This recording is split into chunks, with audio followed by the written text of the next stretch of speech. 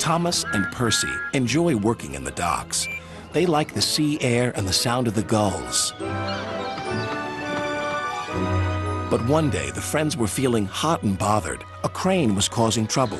His name is Cranky, and this was his first day at the docks. "You're useless little bugs," he called from above. "If you put these freight cars on the inside lines, then I wouldn't have so far to travel." "Rubbish," said Thomas.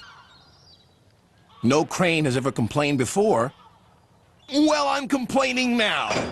And Cranky banged his load down on the quayside. Later, the two engines met Gordon and James and told them about Cranky. "Cranes are airy-fairy things. They need a lot of attention, like me, in fact," said Gordon. "You should see the situation from Cranky's point of view," said James. "He's high up in the air, coping with wind, rain, and baking sun. Then he looks down and sees you two little engines being annoying. No wonder he calls you bugs." When Cranky heard that the big engines agreed with him, he grew bossier still. Come on, push those freight cars closer to me." But Percy was too upset to concentrate and pushed the freight cars too far. Poor Percy. Then Cranky played a trick on Thomas. "Push your freight cars onto the outside line. It's easier for me to load up." So Thomas did.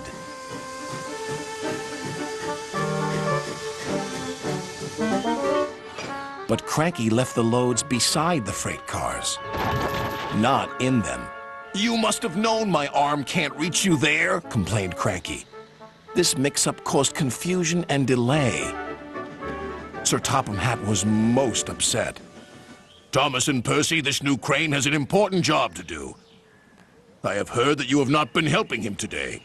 You will go to your sheds and consider how you will improve yourselves tomorrow." Now Thomas and Percy were upset too.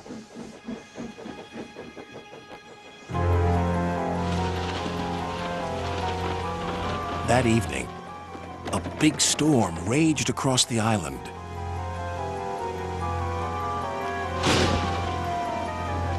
Cranky and the engines were trapped at the docks. "We're sure to be safe in this shed," said Duck. But he was wrong. The engines had no idea they were about to be put in great danger by an old tramp steamer. It was out of control and running aground, straight into the sheds.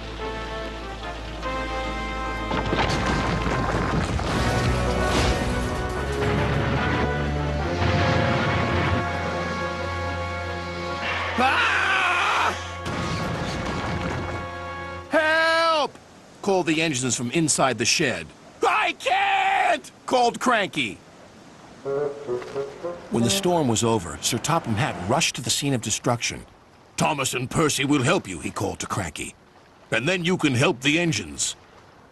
"Oh, please hurry," cried Cranky, "and tell them I'm sorry I was rude to them." "So it was you," murmured Sir Topham Hatt. "I owe those engines an apology." Thomas and Percy soon came to the rescue.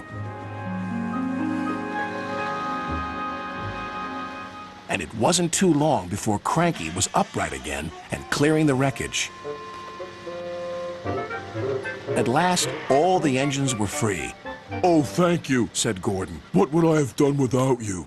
"Well, I had to be rescued before I could help you, but I never thought it would be by a couple of Cranky was about to say bugs, but he quickly corrected himself.